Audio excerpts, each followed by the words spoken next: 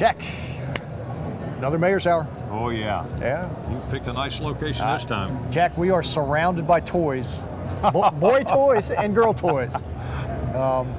We are at the 2015 model Tampa Bay International Automobile Show. This is a big show for Tampa, and this is, if you like cars, this is the place that you want to be, because you're going to get to see all the things that you can't afford. And there are a lot of cool toys here.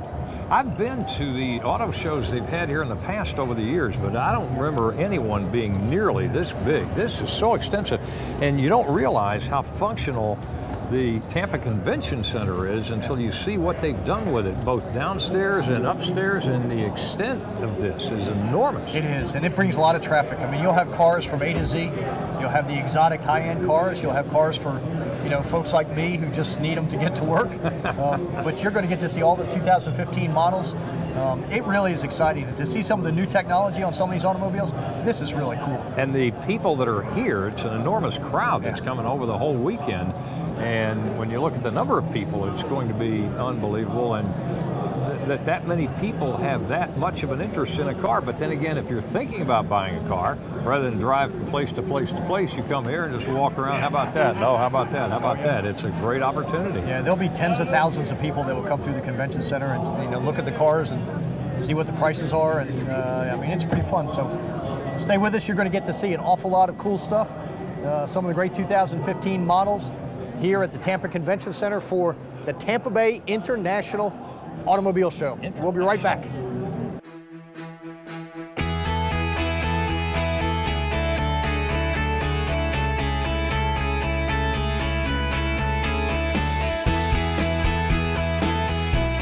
Cheers. Cheers. It's good to be the mayor. He wants you right over there.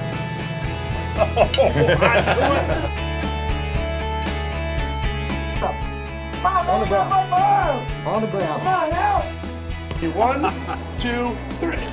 Hold on. Wow. Jackets will fully inflate and you're ready to enter the water. Welcome back to another segment of the Mayor's Hour here at the 2015 model Tampa Bay International Automobile Show. Jack. I love it. I had a couple of those back in the 60s. And haven't had one since, but looking at this, brings back the good old days. This should be the Mayor Mobile. It should be. You really ought to. I mean, this really should be the different. Mayor Mobile. And it would suit you. You need a green one, though. You got to have a green one. I'd go with the yellow. Okay. We're here with Dee Dee Taft, who is the spokesperson. Yes. For this auto show. She is based out of San Francisco. She promised me she was going to move to Tampa right after the show. But Dee Dee, thank you for joining us. Tell us a little bit about the show. No problem. Well, the show is just filling every nook and cranny of the convention center with all the new cars. There's more than 400 vehicles all under one roof right here. Everything from Ford to Ferrari. People could come down, climb in the cars. They're all open. Really kind of try them on for size, see how the kids fit in the back. Really kind of see, or not, exactly. Sometimes they say there's a back seat and there's not really. Not in this one here. You don't want your kids in the car with you anyway, so. Right, we call this one, I call this a one-on-one time car. So you get this and then you take your kids one-on-one time. So you're one-on-one. Now if I have a midlife crisis, is this the kind of car that I'm going to get? I don't know, 0 to 60 in 3 seconds. I think you can have some fun in it. Or if you're in a hurry, it's the car for you. Yes. How is this constructed? Are these cars from local dealers, or do you actually move the cars around from city to city? So the show is supported by the manufacturers and the dealers. So the new car dealers associations, you have 3 in your area, support the show, but the manufacturers support the show too. This is a very important market for auto selling, for car selling. So people really come out, the manufacturers bring all the displays and put it all together. And not only do we have them here inside the center, there's 9 manufacturer brands outside that you can actually test drive. Now, if I wait till Sunday afternoon, does the price come down on this? Can I buy this? Okay, so this is a non-selling environment. You can't actually buy the car here, but what you can do is go to your local dealer and then take it the next step. So this is a great place to do your research, right? You can climb in the Corvette, compare it to maybe the BMW i8 or the Mercedes or the Cadillac and see what you like. Ask your questions, learn about new technology, and then you can take it the next step and go for a drive. How did you get involved in a gig like this? I mean, this is a pretty good gig for somebody that enjoys automobiles. Was it because of your love of cars, or just there was a great PR gig out there or something? Yeah, it was my first client was Motor Trend Auto Shows, and they do 21 shows across the country, and so I do about 8 of them. My company does about 8 of them, and then we just supplement the PR efforts. It's actually, I didn't start as a car lover, but I definitely am now, for sure. So you became one as a result of that, rather than the other way around. I do motorcycles, so. How many cars are there here altogether? Just a grand total of about how many? There's more than 400 vehicles here. So from 35 different manufacturers. So you can really see everything all right here. Wow. You know, I'm just thinking that perhaps when we've got a big event down at the Amalie Arena, if you need extra parking, this can do it. It's working out real well at this point, it would seem like. So is it easy to set up a show like this? You know, it starts several days before. I mean, there's a lot of planning that goes into it. I mean, just laying the carpet alone takes days. So it actually starts 3 or 4 days out and really takes a long time to put it all together. But once it's together, it's like magic. It just all comes together. What is the hottest car here? What is the one that the people that are covering it for the newspapers and television and everything, what are they checking out here? Well, the Corvette's hot, but there are so many hot ones. I mean, if you think in terms of just the wow cars, I have to say the BMW i8 hybrid. It's BMW's new sports car hybrid, so it's gas electric plug-in hybrid, and it is 350 horsepower, and it is just amazing. So I think that's a show stealer right now. But then there's the new C-Class from Mercedes. We have the Porsche Macan, the new redesigned Cayenne.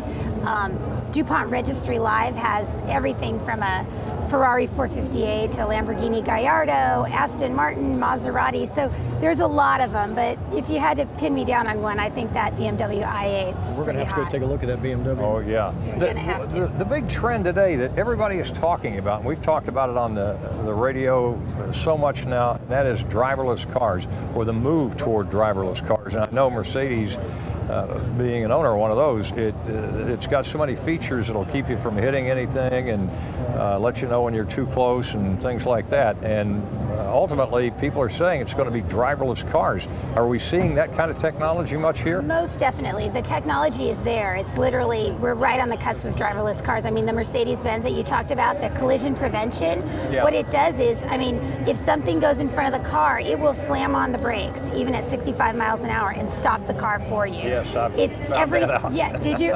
And every sensor, everything that the cars can do now is just about to driverless. Even the new Honda CR-V, which is Motor Trend's SUV of the year, that's not a super high-end car, but the technology is there. It's just about driverless. So you're right on, spot on with what's going to be next. Can it stop my wife from backing into things? It can do a lot of warning. I think my wife driving is the equivalent of a driverless car. It could do. No comment. If Kathy sees this, you're in trouble.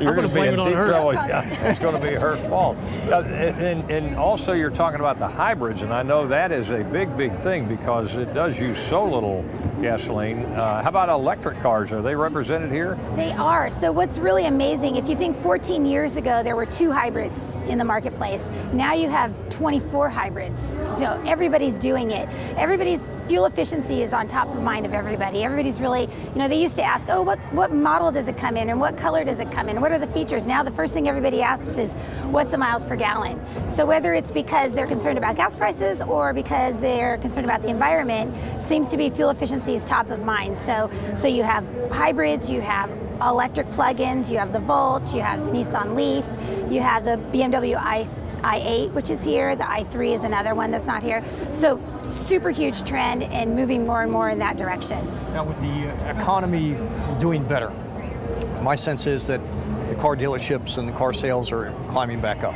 I mean, is that accurate all over the country? It is. It's trending up right now, and you'll see the manufacturers have more and more choices available. It's kind of like, you know, when things were a little bit down, there's some bent up demand now. So you have more and more options and more stimulation. And this kicks off the new car show season. So right now you're seeing all the pre-production models, what's coming to the future. So a show like this actually stimulates the economy because it gets people interested in what's new. And they get to touch and feel and get involved. And so you do this all over the country? I do.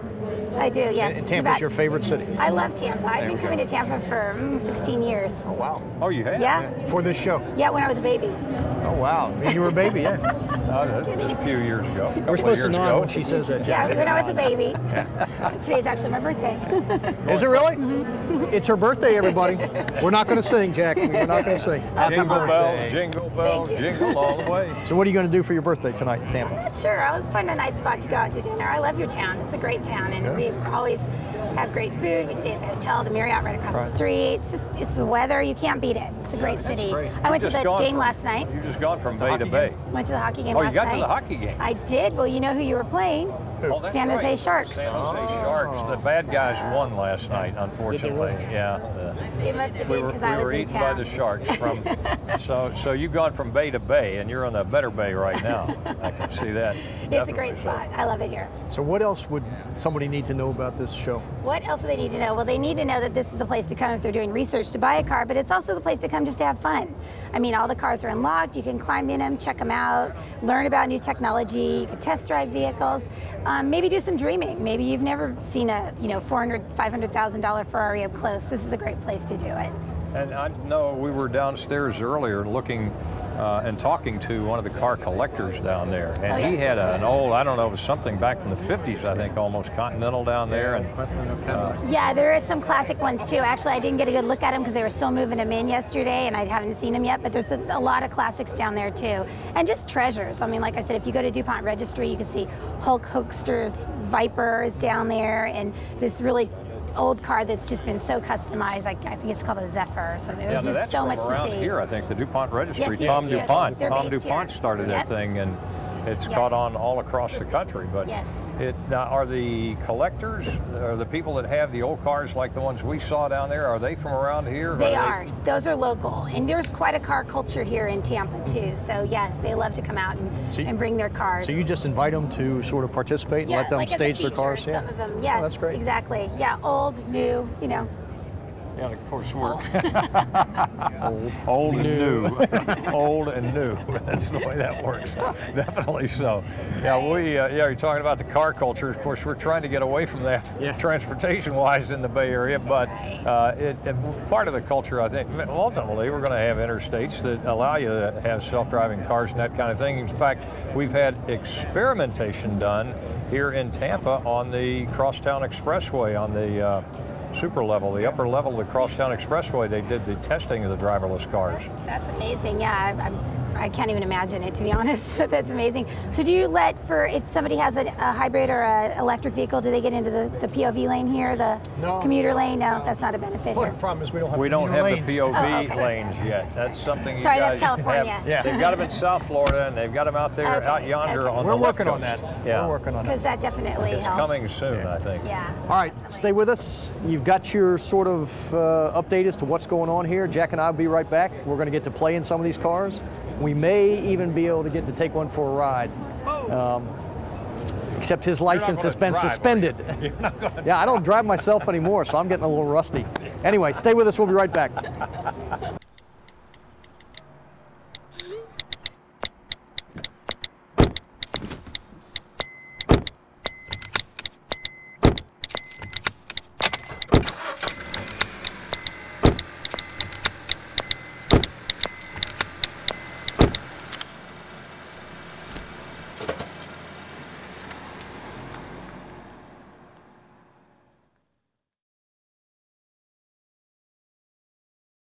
Jack, we're back at the 2015 model Tampa Bay International Automobile Show. And more toys. Oh yeah, this is such a great facility for it. When you see it laid out this way, and I've come to a lot of events here, and usually they're set up in part of it for speaking engagements. I think Air Force Ball is that here. I've forgotten what all's been here, but a lot of different events here, and you don't often get to see it when it's laid out like this to the full extent, and it's really impressive. I wonder what the value of all these cars are here. That is a good question. That is, we're going to have to pose that one to somebody later on. Well, we got somebody who might know a little bit about what's going on here. This is Eric Blanc, who is one of the top folks here at the Tampa Convention Center. He's the guy that goes out and brings in conventions like this. He's on the road, and his team is on the road a lot, attracting conventions to Tampa. Eric, welcome to the Mayor's Hour. Thank you, sir. Tell us what's going on here from your perspective. We heard from the automobile industry. Sure. Tell us about what's happening here. Well, from our perspective, we really love this show because it allows us to show off the beauty of the convention center to the local community. As Jack mentioned, you know, we specialize in conventions and trade shows, which are primarily out-of-towners coming in that are generating economic impact for the hospitality business. But rarely do the folks that actually pay their taxes that fund us get a chance to come in the building and actually see us in action. So a show like this shows the best of both worlds. It gives an overall view of just how beautiful the building is. It allows them to come in and shop for, you know, toys and things of that nature.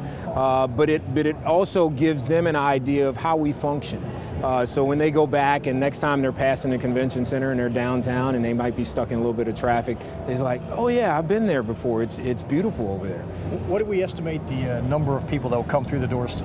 Well, we estimate anywhere between 50 and 60,000 for the weekend. 50 and 60,000. Yeah, 50 to 60,000 for the weekend.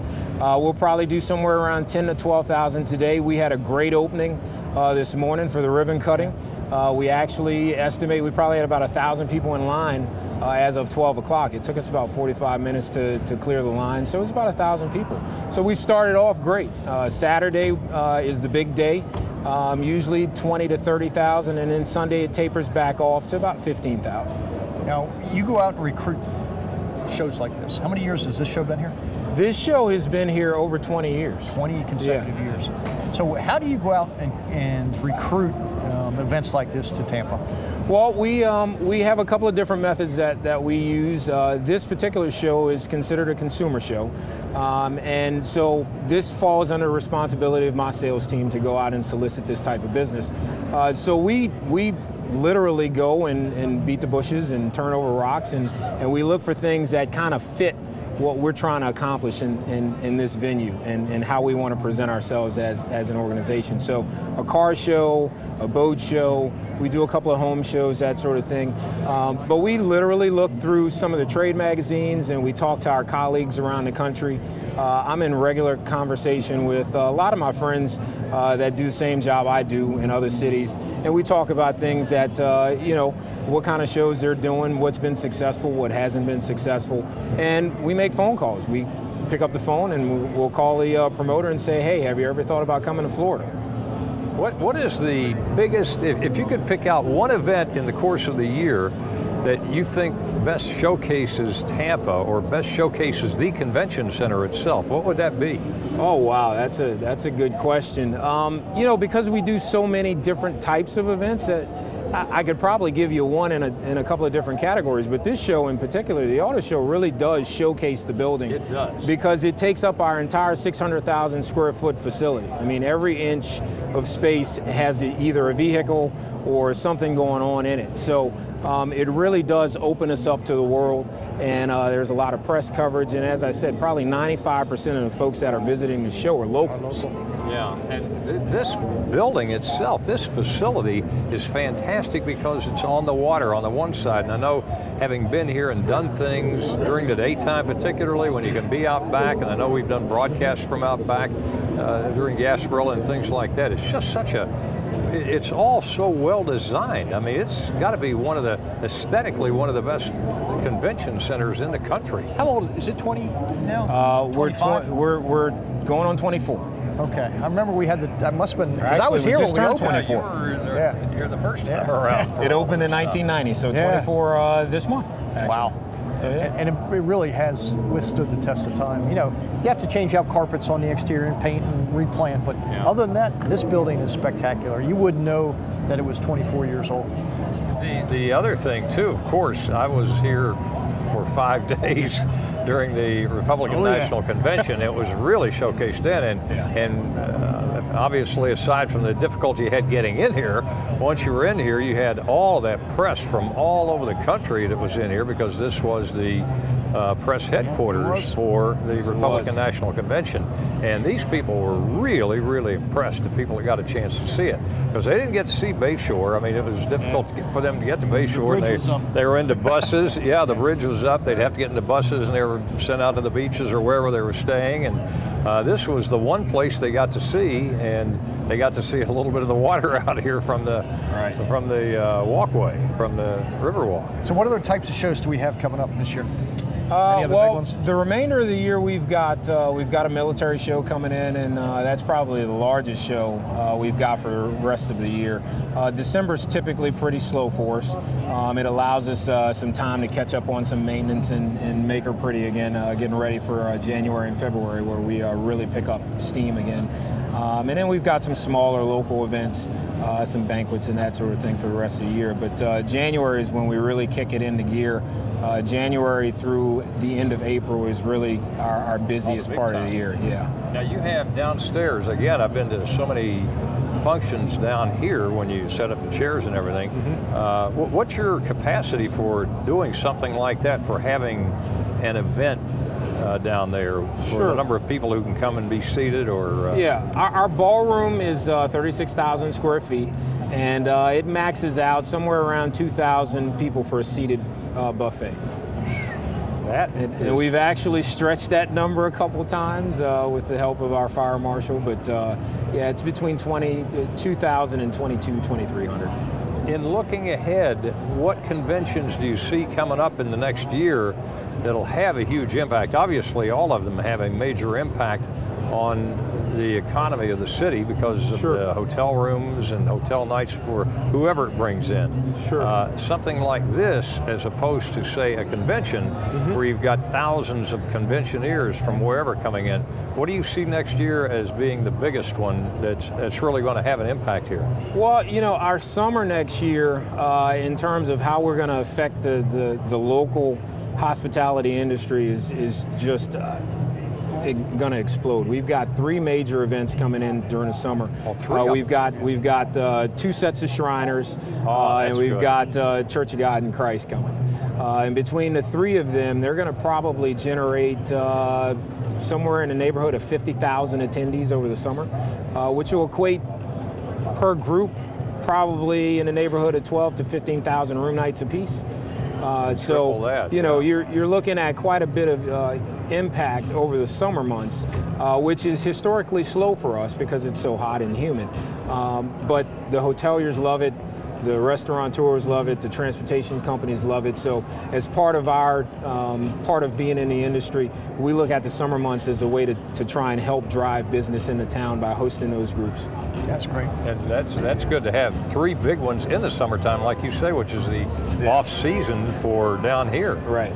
And you have to be pretty excited about the future of what's happening here along Channelside, looking down the road, and the complementary things that are going to be happening. The hotel over here, the newest hotel coming up, you'll have 1 more hotel to be able to accommodate more people and that kind of thing. We're ecstatic with all of the development that's going on in downtown, and especially around the waterfront. As you mentioned earlier, you know, our building does sit on the water, and we're one of only 5 convention centers that actually physically sit on a body of water. And we actually use that as part of our sales pitch. We really try and push the fact that our convention center is operated more like a resort than it is a convention center. So, you know, folks that come in from other parts of the country, they come in, they don't feel like they're in a convention center that's dark and vast. It feels like they're sitting in a hotel lobby. They've got daylight all the time and that sort of thing. So with all of the development that's going on or proposed to go on around us, it just adds to the possibilities that not only we have, but the community in general, to bring in some of that business that we've missed out on in the past because maybe we didn't have enough hotel rooms close by, or we didn't have enough entertainment close by. The convention center itself, a lot of the feedback we get is they love coming to Tampa, but often they're looking for other things outside the footprint of the convention center or the couple of hotels that are around us. So with all that we're seeing happening with Channelside and our placement on the Riverwalk, we kind of consider ourselves right in the middle of things. We're kind of the anchor if you look at a map of the Riverwalk. So, you know, we've got folks coming from both ends, and we've been able to, over the last year, especially with all the Riverwalk development, is been able to meld our conventioneers with the local community. There are many, oftentimes, if you come out on a weekend, especially like today, we have a food truck rally at the sale, which is on our property. We've got a lot of locals that come in for that event. They come, they walk over from their houses, and then we'll have conventioneers that'll go down, and you've got folks from other parts of the country talking to locals, and one of the best attributes we have here in Tampa is that home feeling, that nice, how you doing, welcome to Tampa. Oh, yeah. Our conventioneers always comment on how much they feel welcome when they come to the convention. Well, Eric, we appreciate it. Keep up the good work. Stay with us. We'll be right back. We're going to get in some of these cars now, all right? Uh-oh. I see something bad happening. All right, stay with us. Enroll today. That's what we're here together to say. Enroll today. Take care of people for goodness sake. There's a plan for every budget, so don't accept defeat. Now you can get covered and still buy me treats. Enroll. The new world of healthcare is here to stay. Do something for those who care about you. Enroll today. Jack, we're back for another segment of the Mayor's Hour at the International Automobile Show here in the Tampa Bay area. We are with the Ford guys. The Ford guy. One of the household names in the automobile business. Doug Hange is with us. Ford's got an amazing history, an amazing story, an amazing family. They are the only car company that didn't take any of the federal money. Yes. Toughed it out, And came through the recession. People love that. Yes. I think the American public fell in love with Ford because of the fact that they did. They said, we'll go it alone. We'll stick it out here. And they did. And it's worked out well for them. It certainly has. So Doug, tell us what you do. Tell us about sort of briefly what the Ford products are this year. Yep, so I'm the Ford Sales Zone Manager. So that means I oversee a territory of dealers, and the Tampa market is my market. Good. Yeah, I've got 13 stores I'm responsible for. So you deal with the Currys and Sure David do. Kilcoyne and Yeah, sure do, yes. yeah, He knows Gator them Ford. all. Yeah, He they're- does, yeah. A whole Yeah. bunch. We are blessed to have some of the best dealers, I believe, in the Florida market. So. Oh, and you do, and Yes. they give back to the community. Absolutely, Jack, yep. And get very much involved, too, which is a Actually, good you thing. remember the captain of the Tampa Bay Buccaneer cheerleaders? Her dad owns Gator Ford. You remember when we interviewed her? That's right. That's right. I do Cassie remember that. Kilcoyne? Yeah, her dad is Dave certainly do. Kilcoyne. Yep. He was an old buddy of mine, and he owns Gator Ford. Yep. And at one time, he was married into the Curry family. So, you know, it's just all... It's all intermixed. It's all, Like West yeah. Virginia. Like West The Virginia. Tampa way. Like my home state. Yeah. So what do you got in 2015? What kind of products? This one, I saw something on TV the other night. This is a new, Yes. pretty cool model. It's a change for the F-150s. It is. So this is a huge year for Ford Motor Company. We have 23 different new launches for our vehicles, 16 right here in North America. And this is one of them right here, Bob. So this is the 2015 F-150. This is aluminum, all aluminum, high strength. This is aluminum. This is not steel. It's high strength aluminum alloy body. I'm afraid to hit Absolutely. it. It's not going to... Please, no, it's 2 times dent resistant. 2 times dent resistant versus our current steel model. Good. My which is wife right needs underneath. that. It is, yes. We still have a high strength steel frame. So it's still supported by the steel frame, which is very important. But now we dropped 700 pounds in the vehicle. So we lost Gas 700. mileage is Going up. We don't It's have like, EPA ratings like yet. airplanes, when you have lighter airplanes, Exactly. you use a whole lot less gas, and that's the case with a 700 pounds lighter vehicle like this. You're going to use one heck of a lot. You're going to get much better gas mileage. Yeah. Well, I mean, this has been the war horse of your fleet. I mean, It you is. sold more of these, I think, than any other vehicle on the road. Is that? You want to know a fun fact? Sure. We sell one of these every 41 seconds in North America. An F-Series is sold every 41 seconds. And I'm sure you've done all the focus groups and all the polling because your F-150 drivers are hardcore. Yes. They love their F-150 They trucks. use their trucks. They yes. use their trucks. Absolutely. Are they worried about the aluminum? So that's something new to a perception we have to overcome. But we did that when we actually developed the V6 engine. So just a few years ago, 4 years ago, we developed a V6 twin turbo engine, and dealers are like, oh, I'm not sure if we can sell this. But it's our #1 selling engine now, V6 engine is. It pulls the most of anything. This truck right here, guys, will tow 12,200 pounds. And it's a daily driver for... Absolutely, absolutely. We're seeing fuel efficiency between 5 and 20% versus last year's model. Well, the amazing thing about trucks like this one, and particularly the F-150 F-150, and I think that's one that has perhaps led the way in this over the years, the 150. Yeah. And that is that people are going away from buying cars, and they're buying these for transportation, not so much for hauling things, Sometimes but for it's true, yes. transportation. And I've got two different good friends that their family car is a truck, and it's been that way for a long time now. We're the number 32 years in a row best-selling vehicle in America. 37 years in a row truck leadership. About to have 38 years. That's unbelievable. Thank you. That's because of that change. Exactly. Everything. Yep. Mm-hmm. They see the value in this vehicle. They purchase it every 41 seconds. We just sold another vehicle.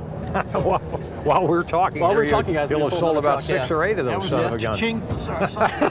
He's got a little buzzer that goes off every time they sell Only one. in the southern region, though. He only cares about what happens here. Yeah, the business is great. Actually, we're up 10% year over year in sales, which is fantastic just for the Tampa market, which I'm responsible for. Now, can you track the end of the recession and the beginning of the recovery in car sales? Absolutely, and it's tied to actually home starts. Sales. Home sales, yeah, because construction workers, they need trucks, so they waited till the recession was over. We saw them come back for the truck, and they came to buy the F-150. What do you see happening now with the car industry and with the future for Ford as far as the driverless vehicles and all of the different features as cars are moving toward safety features to keep it from bumping into other cars or things like that? We're constantly testing those, Jack. Yeah, we're constantly testing those. So we actually have the ability now, it's called active, what's the actual verbiage, but so essentially it's got sensors in the car, so it can tell you the speed in front of the vehicle, so it knows this other speed, and it will actually slow the vehicle down to speed. It's active sensors. Do you have that on your Mercedes? I don't have that yet. I've got, I think it's 2014 or whatever it is, but I'm looking forward to get the cruise control where you can get out and put it on certain speed, and then when it gets, if you come up on a car, it'll slow down, and when that car is gone, it'll speed back up again.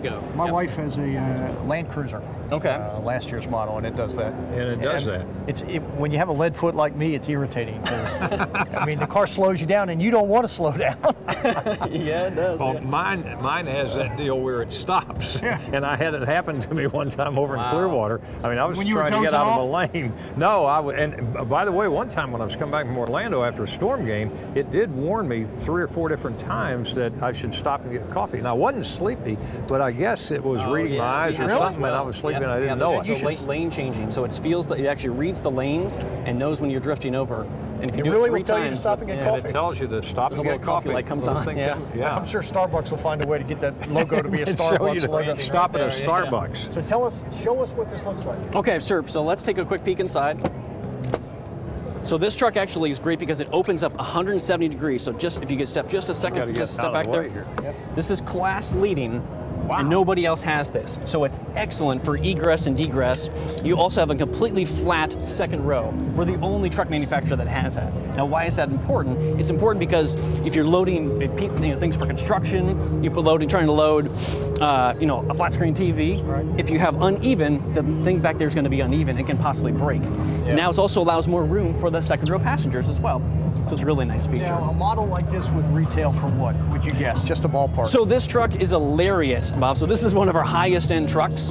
The largest volume is actually the Platinum. So the Platinum is our highest series. This truck probably would be we're probably looking about $45,000 to $50,000. It's a plush. It's a very plush, very luxurious, as well as very technology savvy. Yeah, and that's the amazing thing. We're told not to text and don't let there be distractions, and yet the screens are getting more and more sophisticated with more and more information. More distractions. And, more distractions are being added to the middle of it. Customers want to be connected. They want to be constantly connected. Jack, take a look at that. See how much room you got. I've got to. I just was listening to the sound of it and everything. This is so easy to get in and out of, too. Yep. So you've got your seats down here. You can go back and forth with your seats. Oh, this is great. It's telling me I don't have my seatbelt on. Shut up. I don't want it on now. Yep. Now we also have lights on the sides too. So these are great. These are spotlights. So I'll demonstrate those here if the camera would like to see them on this side. So this is great for construction workers working late in the evening, for your campers, you're trying to set up the campsite and it's late in the evening. You got spotlights on both sides, LED spotlights. Yep. Yeah. Slide past you here, Doug. Let me see what it feels please, like. That is tremendous. Oh, you're good, Jack.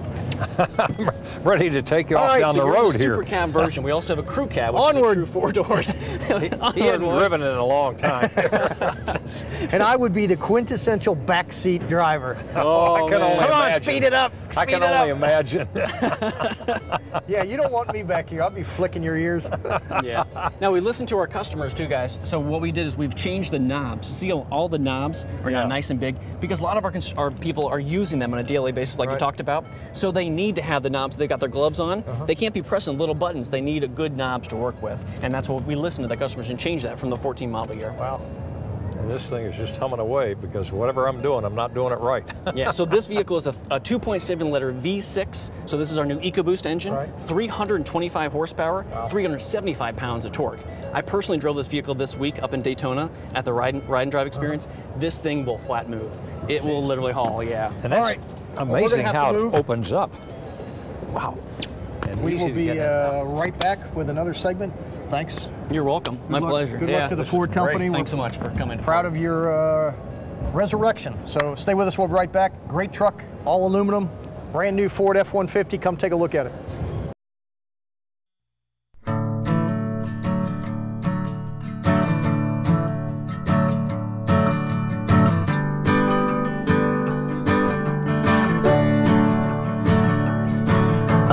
Listen now, can you hear the bluebirds? Oh, look up now, can you feel the sun?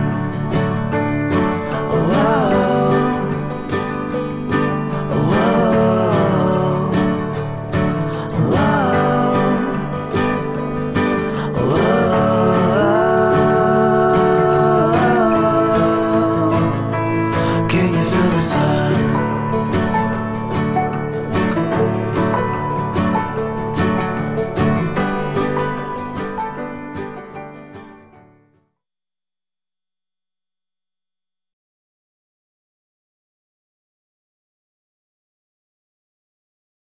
Jack, we're back in the cool kids section.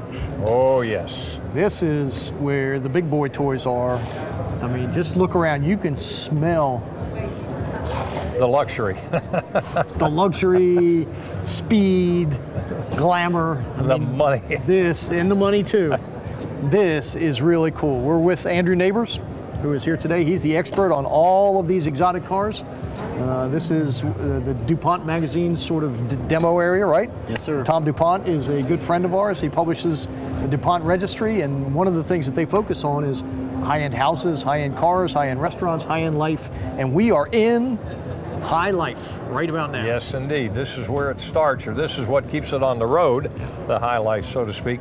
And that's an amazing story about how the DuPont Registry developed here. And it started right here in the Tampa Bay area. And of course, it's gone nationally and perhaps even globally, as far as I know. Yep.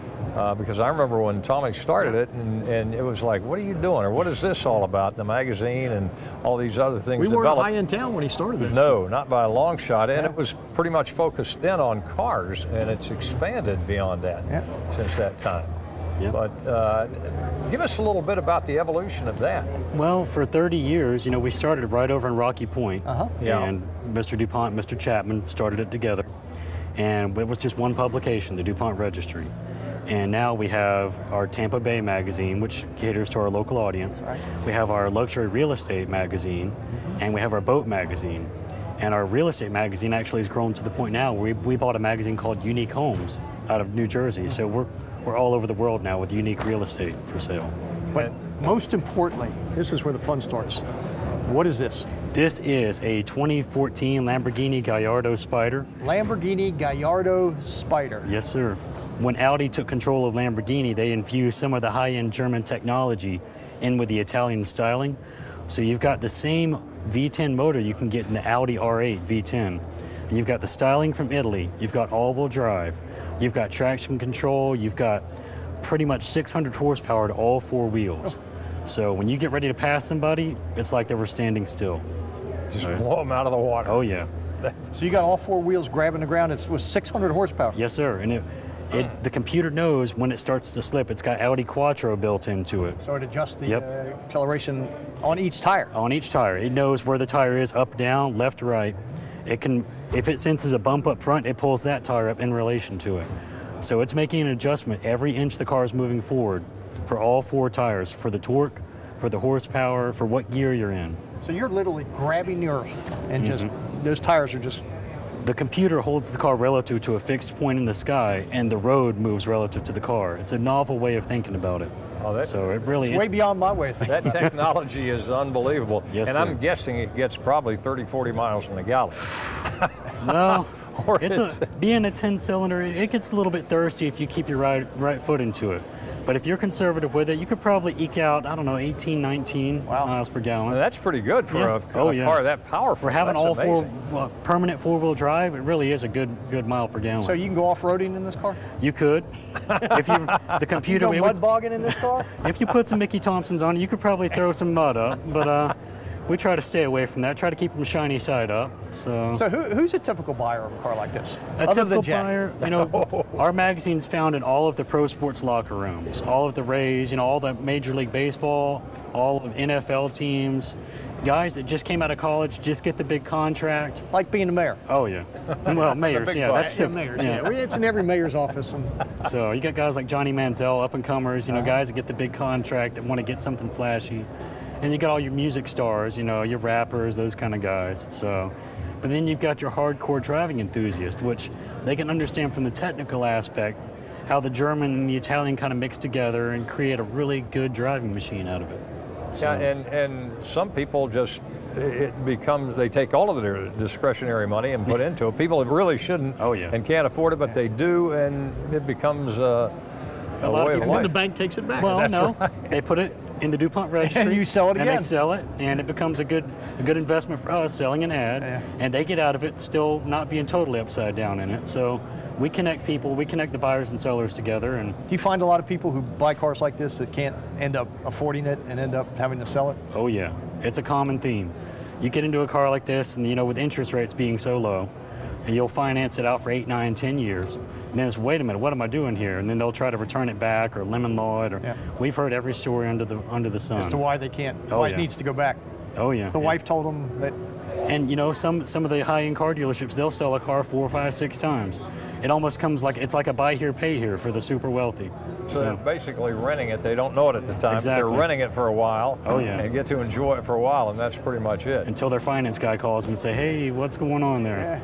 What's your favorite among the ones we see in here? Because we do see the high-end cars at this point. This SL from Bob Murray at Mercedes-Benz of Tampa, you know, it's a twin-turbo V8.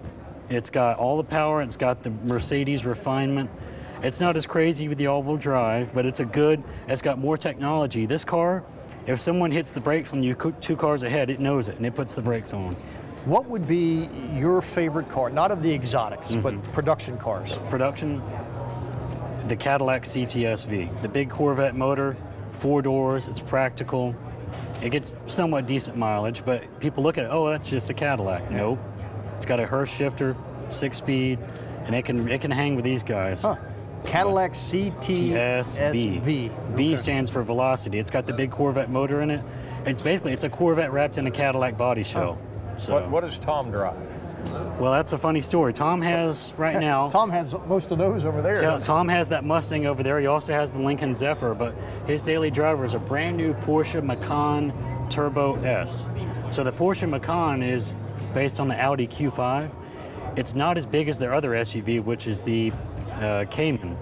It's a little bit smaller. It's a little bit more nimbler. It's a V6 twin turbo, all-wheel drive, but it's a little bit understated. You know, it's a good daily driver. It's not the fastest thing out there, but it's comfortable, and it's a good daily driver, good cruiser. All right, Andrew, you're the car guy. You're the car guy. CTS-V. CTS-V Cadillac. Cadillac. All right, you heard it from the car guy, Andrew. All right, stay with us. I'm going to go drive something. Probably a tricycle. Here we go. Yeah. Evacuate the streets, folks. We'll be right back. Thanks, Andrew.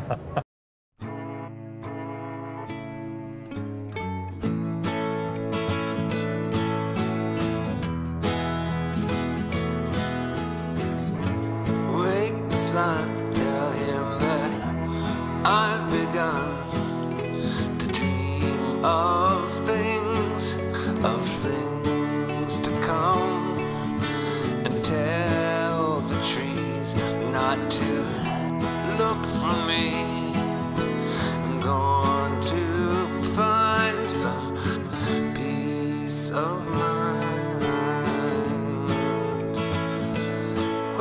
sun. Wake the sun. Wake the sun. Wake the sun.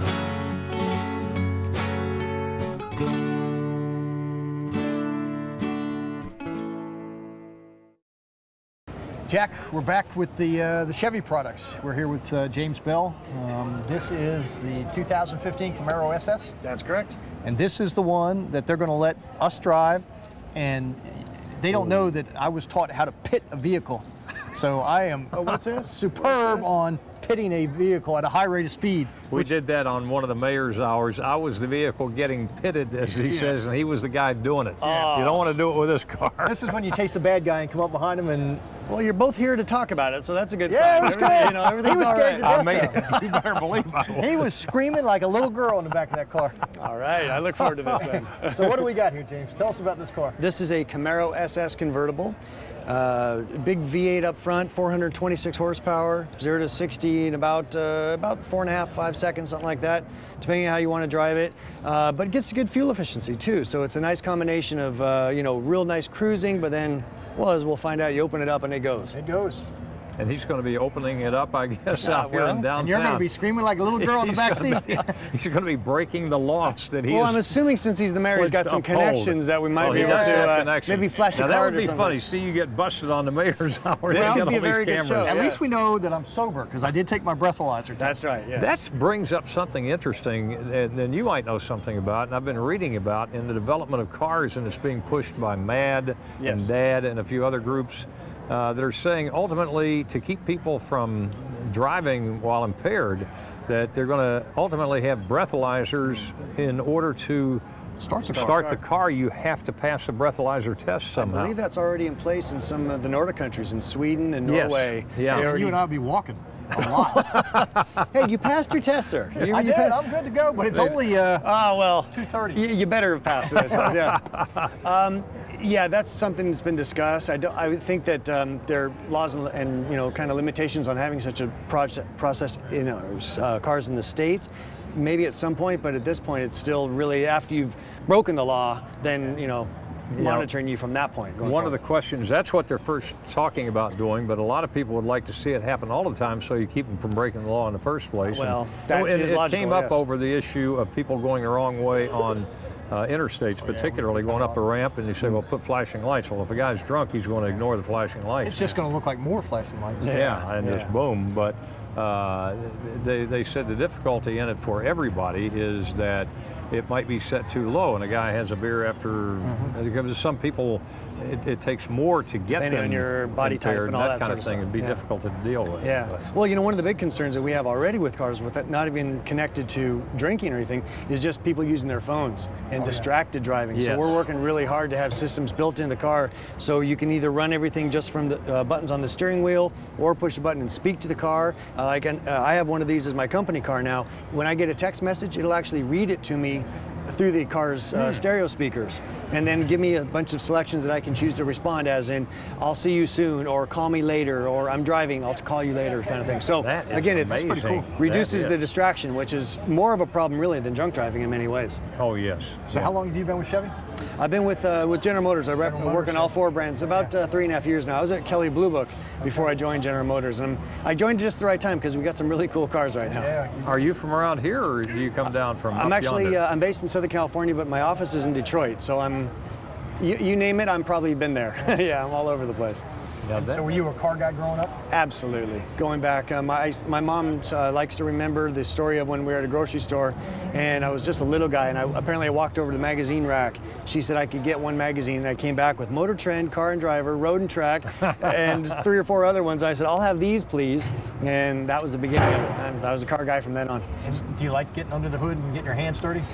You know what? Today's cars, you don't have to do so much to them. I mean, there's so much computer controls going on and things that, you just really can't get dirty doing, because a lot of it, again, is so much electronic now. But yeah, I've got a project Volkswagen bus, an old 66 bus, 21 window with a sliding top, which would be very nice here in Tampa, I might say. California's not bad either. Yeah, we're doing well, aren't we? Maybe all right. Find an anti-war demonstration, too. You ready to go? Oh, Lord, I guess. You're going to drive. Oh, brother. I'm getting ready to go. Here we go. Give me those keys, James. I know you're safe. I'm ready for the back seat. Let's roll. All right, in about a week. Absolutely, got to practice.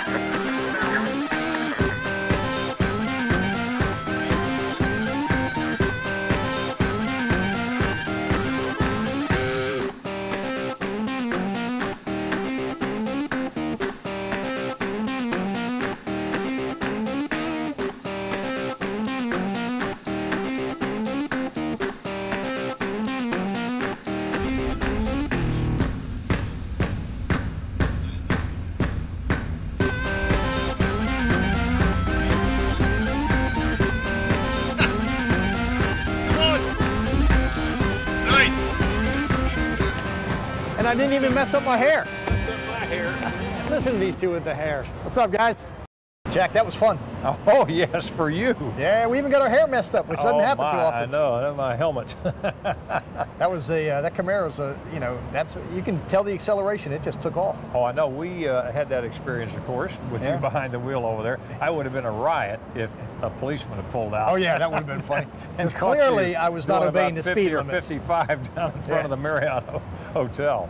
But that thing is so responsive. Yeah. You can feel it back there, and it's such a comfortable ride, too. It is indeed. This was a fun show. Yeah, having all these cars, and what a showcase for the Tampa Convention Center, too. It's tremendous. And it was just fun. It really was, seeing all those cars and everything, and I haven't done anything like that in a long time. Well, you're going to have to go home and tell Joy what you want for Christmas. I think that'll be whistling into the wind. All those cookbooks she's selling, you never know. Maybe one of these days, but it's great, and it is such a great showcase. Hey, we've got exploding things here in Tampa. Tampa is the exploding town. We've been looking for some kind of a slogan going back to the days of America's next great city, but I think it would be the exploding city now, because things are happening at such a rapid pace now. And I think it was kind of ignited with Jeff Vinnick and his plans for Channelside, and then buying all that property, and of course talk about maybe a baseball stadium just to the north of the Nucio Parkway, and all of those things. But then you've got the crest. That's what I loved. I'm an old history buff, and I've always wondered why we couldn't get that crest building active, and because some cities have great things that they do with the crest buildings. I know San Antonio in particular, and a few others, and that's such a classic one, and it's happening even bigger than anybody expected. You know, it's you're absolutely right. I mean, if you think about those historic structures, particularly in our downtown, that we need to save, we need to bring back to life. We don't want to demolish them and build everything new. That's what happens everywhere else in Florida. We want to preserve our history and preserve our past. And the old federal courthouse, you know, now Le Meridian, the old Waterworks building, now Eulalie Restaurant. And the next deal is the Crest building, and we, for 3.5 years, have been trying to find a way to get that done, and I think we're almost there. I wouldn't say we're there yet, but we're almost there.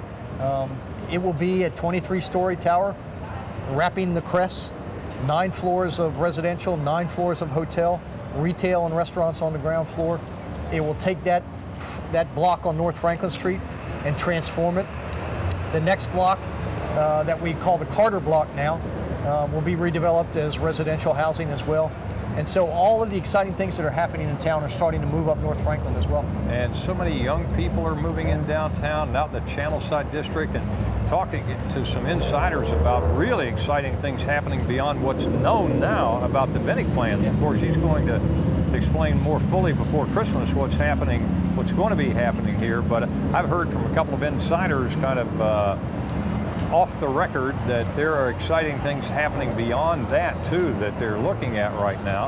And I also talked to somebody else who mentioned the possibility, and again kind of an insider, of a tower. We've talked for so many years about a tower.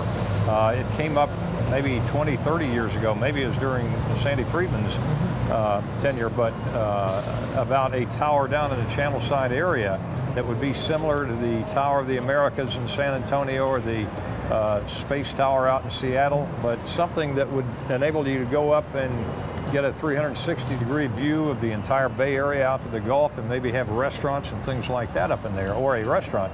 And I think something like that might be in the works too. Well, I mean, for me, the next one is finding a way to get the med school downtown. Yes, that'll be huge. I mean, that singular event is probably the most important potential relocation that we will have had over the last 25 years. And I like the way you put it, that would be even bigger than baseball, and it certainly would be, because of the impact and the people that it would bring here for, first of all, just for weekends or week-long or 2-week stays, but even more importantly, the kind of people that it would bring to live in downtown. Oh, it would be, and I know the term game changer is overused, but that would be transformative, because you know, you'll bring the med school down there, you'll bring all the talent and young people that are associated with that, you bring the Heart Institute down. You know, now you've created a critical mass here. It's tied to Camels, where we have done shows before. Those young people will live in the high-rise condos that are being built, and the apartments. The restaurants will follow, the retail will follow, the dry cleaners will follow, the grocery stores will follow.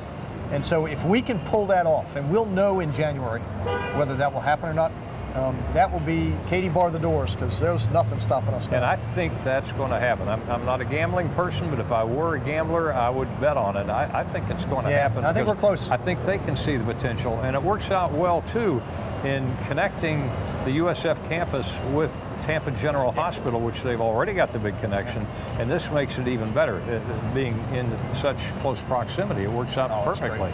Stay tuned. To paraphrase Alicia Keys, this town is on fire.